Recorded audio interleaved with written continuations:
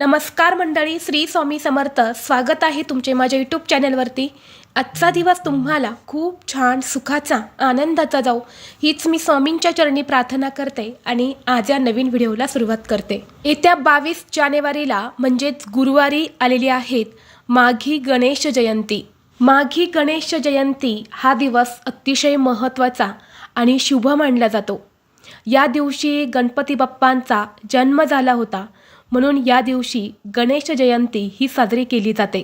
माघ शुद्ध चतुर्थी तिथी विविध नावांनी ओळखली जाते. माघ शुद्ध चतुर्थीला तिलकुंद चतुर्थी, वरद चतुर्थी असे देखील म्हटले जाते. गणेश लहरी ज्या दिवशी प्रथम पृथ्वीवर आल्या, म्हणजेच ज्या दिवशी गणेश जन्म झाला, तो दिवस होता माघ शुद्ध चतुर्थी. तेव्हापासून गणपतीचा आणि चतुर्थीचा संबंध जोडला गेला आहे. माघ शुद्ध चतुर्थी ही गणेश चतुर्थी म्हणून साजरी केली जाते.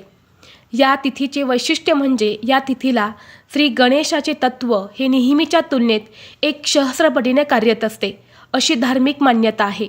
आणि म्हणून या दिवशी गणपती बाप्पा हे आपल्या सर्व भक्तांना आशीर्वाद देण्यासाठी स्वतः पृथ्वीवरती येत असतात. आणि म्हणून या दिवशी व्रतासोबतच श्री गणेशाच्या पूजेसोबतच काही प्रभावी उपाय आणि सेवासुद्धा केल्या जातात. आज व्हिडिओमध्ये मी तुम्हाला एक अतिशय प्रभावी असा उपाय सांगणार आहेत. गुरुवारी माघी गणेश जयंतीला तुम्ही एक वेळ उपवास नाही केला तरीही चालेल, पण 21 तांदळाचा हा अतिशय प्रभावी उपाय करा. हा उपाय केल्याने तुमच्या मनातील कितीही कठीणातील कठीण इच्छा ही पूर्ण होईल. बाप्पांच्या कृपेने घरात भरभराट होईल, दारिद्र्य गरिबी ही नष्ट होईल. तर हा 21 तांदळाचा उपाय कसा करायचा आहे, कोणत्या वेळेत करायचा आहे, याबद्दलची संपूर्ण माहिती या व्हिडिओमध्ये मी तुमच्यासोबत शेअर करणार आहे. त्यामुळे तुम्ही हा व्हिडिओ स्किप न करता शेवटपर्यंत नक्की पहा.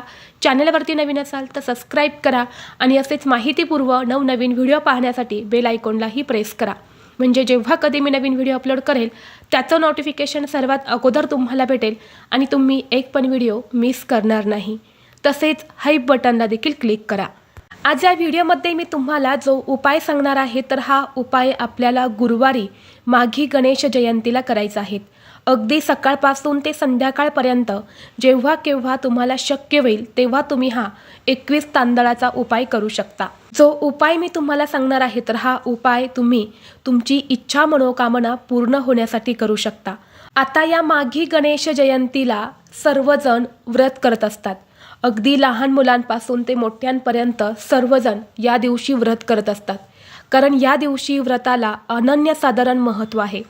जो व्यक्ती या दिवशी व्रत करून गणपती बाप्पांची पूजा करतो, त्या व्यक्तीला गणपती बाप्पांचा आशीर्वाद हा प्राप्त होतो.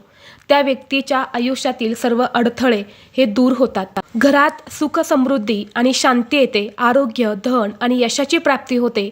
संतती प्राप्तीचे सुख लाभते. म्हणून आपण प्रत्येकजण या दिवशी उपवास करत असतो. परंतु तुम्हाला उपवास करताना एक महत्त्वाची गोष्ट ही लक्षात ठेवायची आहे की तुम्हाला या माघी गणेश जयंतीला दिवसभर व्रत करून गणपती बाप्पांची पूजा करायची आहे, परंतु संध्याकाळी चंद्राचे दर्शन तुम्हाला करायचं नाही. इतर वेळी आपण संकष्टीला किंवा विनायक चतुर्थीला व्रत करून रात्री चंद्राची पूजा करून हे व्रत सोडत असतो, परंतु तुम्हाला माघी गणेश जयंतीला चंद्राची पूजा करायची नाही किंवा चंद्राचं दर्शनसुद्धा तुम्हाला घ्यायचं नाही. फक्त दिवसभर उपवास करायचा आहे. संध्याकाळी गणपती बाप्पांची आरती करून तुम्हाला व्रत जे आहे तर ते सोडून द्यायचं आहे. शक्य असेल तर या दिवशी चुकूनसुद्धा तुम्ही चंद्राकडे बघू नका. याचे वाईट विपरीत परिणाम जे आहेत तर ते आपल्याला भोगावे लागत असतात.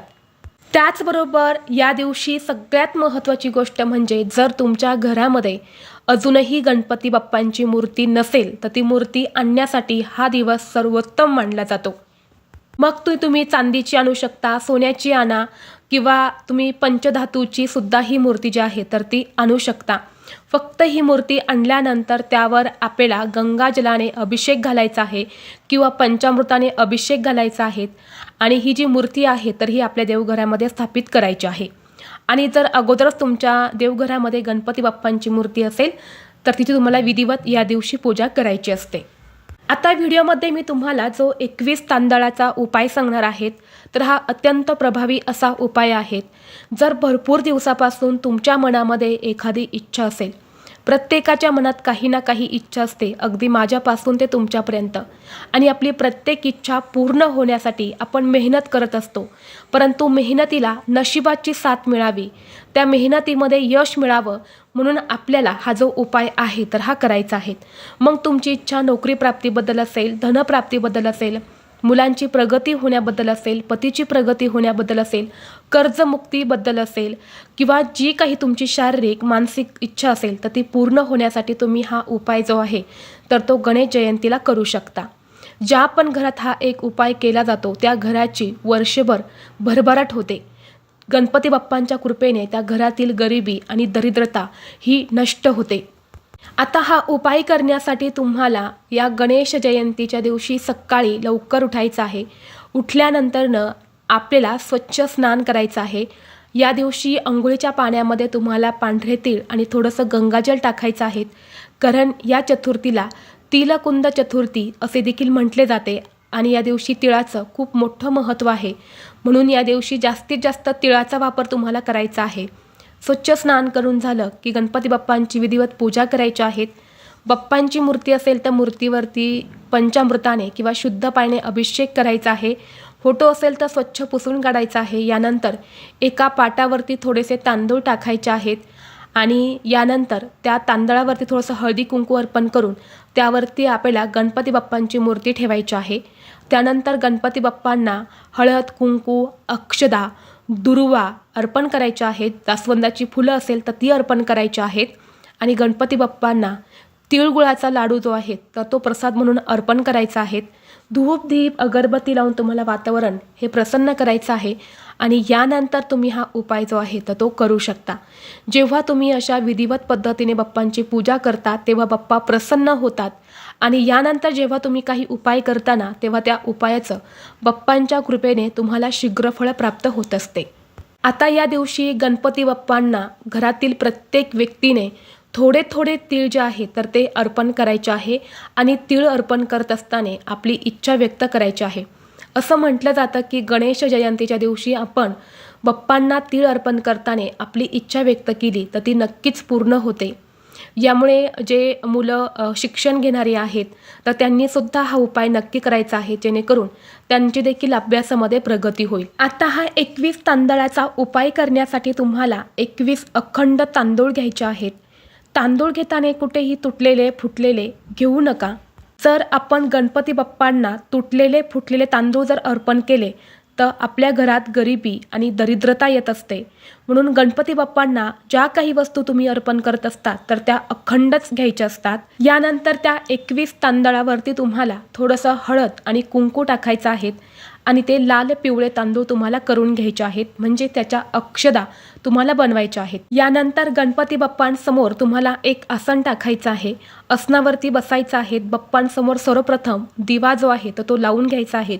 कारण आपण जेव्हा कोणता उपाय करतो किंवा सेवा करतो तर ती सेवा पोहोचवण्याचं काम जो आहे तो दिवा करत असतो. म्हणून अग्नीच्या साह्याने कोणतीही पूजा जी आहे तर ती केली जाते. म्हणून उपाय करताना सुद्धा सर्वप्रथम दिवा लावायचाच आहे आणि यानंतर या उपायाला सुरुवात करायची आहे. त्यानंतर या 21 अक्षदा तुम्हाला तुमच्या उजव्या हातामध्ये घ्यायच्या आहेत आणि ओम गण गणपतये नमः, ओम गण गणपतये नमः या मंत्राचा 21 वेळा जप करायचा आहे. यानंतर तुम्हाला 3 वेळा गणपती अथर्वशीर्षमचं पठण करायचं आहे. आणि जर तुम्हाला शक्य असेल तर तुम्ही 11, 21 किंवा 101 आवर्तने सुद्धा करू शकता. परंतु एवढे शक्य नसेल तर किमान 3 वेळा तरी आपल्याला बाप्पांचं गणपती अथर्वशीर्षम जे आहे त्याचं पठण करायचं आहे. आणि शेवटी एकदा फलश्रुती तुम्हाला म्हणायची आहे. आणि 3 वेळा गणपती स्तोत्राचं सुद्धा पठण करायचं आहे. जर तुम्हाला वाचता लिहिता येत नसेल तर तुम्ही श्रवणसुद्धा करू शकता. यानंतर काय करायचं आहे, ज्या अक्षदा आपल्या हातामध्ये आहे तर त्या हाताची मूठ ही आपल्याला घट्ट बंद करायची आहेत. मनोमन आपली इच्छा व्यक्त करायची आहेत. बाप्पांकडे इच्छापूर्तीसाठी आपल्याला साकडं घालायचं आहे. आणि यानंतर काय करायचं आहे, त्यातली एक एक अक्षदा आपल्या उजव्या हातामध्ये घेऊन तुम्हाला गणपती बाप्पांना अर्पण करायचे आहेत. अर्पण करत असताना ओम गण गणपते नमः असं म्हणत इच्छा व्यक्त करायची आणि असं एक एक करून तुम्हाला एक एक अक्षदा या बाप्पांना अर्पण करायच्या आहेत. एक अक्षदा अर्पण केल्यानंतर मंत्र म्हणायचा, इच्छा व्यक्त करायची आणि ती अक्षदा बाप्पांच्या चरणी अर्पण करायची.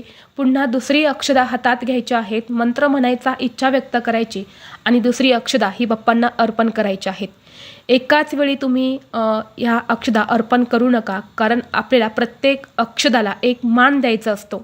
तर अशा पद्धतीने तुम्ही 21 वेळा मंत्राचं पठण करून 21 वेळा तुमची इच्छा बोलून तुम्हाला हे तांदूळ म्हणजेच या अक्षदा बाप्पांना अर्पण करायच्या आहेत. यामुळे बघा, आपल्या मनातील कितीही कठीणातील कठीण इच्छा ही पूर्ण होते. आपल्या कष्टाला आणि मेहनतीला नशिबाची साथ मिळत असते. तसेच हा उपाय केल्याने कुंडलीतले सर्व ग्रह हे मजबूत होतात आणि आपल्याला प्रत्येक कामात यश मिळते. तसेच योगायोगाने ही गणेश जयंती गुरुवारी आलेली आहे, त्यामुळे गुरुवारच्या दिवशी अजून खास काही प्रभावी उपायसुद्धा केले जातात. जेव्हा असे योग एकत्र येतात तेव्हा सर्वार्थ सिद्धी योग निर्माण होतो आणि या सर्वार्थ सिद्धी योगामध्ये तुम्ही अजून काही उपाय केले तर ते सुद्धा खूप प्रभावी ठरत असतात. आणि म्हणून जर तुमच्या घरामध्ये सतत पैशांच्या अडचणी येत असतील, घरामध्ये पैसा टिकत नाही, जिथे तुम्ही 5 रुपये कमवता तिथे तुमचे 100 रुपये खर्च होत असतील, तर अशावेळी तुम्ही 21 तांदूळ घ्यायचे आहेत. त्या तांदळावरती तुम्हाला हळद कुंकू टाकून त्या लाल पिवळ्या अक्षदा बनवायच्या आहे. एक लाल रंगाचा कपडा घेऊन त्यामुळे तुम्हाला ह्या अक्षदा बांधायच्या आहेत आणि यानंतर याची पोटली तयार करून तुम्हाला तुमच्या देवघरामध्ये माता लक्ष्मीसमोर ही पोटली ठेवायची आहेत. यानंतर 3 वेळा महालक्ष्मी अष्टकमचं पठण करायचं आहे, 1 वेळा श्रीसुक्तमचं पठण करायचं आहे आणि आपल्या आर्थिक समस्या दूर होण्यासाठी माता लक्ष्मीला प्रार्थना करायची आहे. यानंतर ही पोटली तिथून उचलायची आहेत आणि तुमच्या घरामध्ये जी तिजोरी आहेत, पैसे ठेवण्याची जागा आहे, तर तिथे तुम्हाला ही पोटली जी आहे ती ठेवून द्यायची आहेत. यामुळे आपल्या घरात भरभराट होईल, घरातील दारिद्र्य आणि गरिबी ही नष्ट होईल, घरातल्या सर्व आर्थिक अडचणी ज्या आहेत त्या देखील दूर होतील आणि घरातील प्रत्येक व्यक्तीची प्रगती होईल. घरातल्या मुलांची सुद्धा या उपायाने प्रगती होते. घरात सुख, शांती, समृद्धी, ऐश्वर्य, धनसंपदा नांदत असते. त्यामुळे हा जो उपाय आहे तर हा सुद्धा तुम्ही उद्या म्हणजे गुरुवारी गणेश जयंतीला आवर्जून करायचा आहे. त्याचबरोबर तुमच्या घराजवळ जर गणपती बाप्पांचं मंदिर असेल तर उद्याच्या दिवशी तुम्हाला गणपती बाप्पांच्या मंदिरात जाऊन दर्शन करायचं आहे. यथाशक्ती तुम्हाला जितके होईल तितके तिळाचे लाडू जे आहेत तर ते सुद्धा मंदिरामध्ये प्रसाद म्हणून द्यायचे आहेत. हा उपाय जर तुम्ही केला तर बाप्पांचा आशीर्वाद हा प्राप्त होतो असं देखील म्हटलं जातं. तर ही अत्यंत महत्त्वाची माहिती मला तुमच्यापर्यंत शेअर करायची होती. व्हिडिओ तुम्हाला आवडला तर लाईक करा, चॅनलवरती नवीन असाल तर सबस्क्राईब करा आणि हा व्हिडिओ आपल्या मित्रपरिवारासोबत जास्तीत जास्त शेअर करा. चला तर मग भेटू असंच पुढल्या एका नवीन व्हिडिओमध्ये. तोपर्यंत सर्वांना श्री स्वामी समर्थ.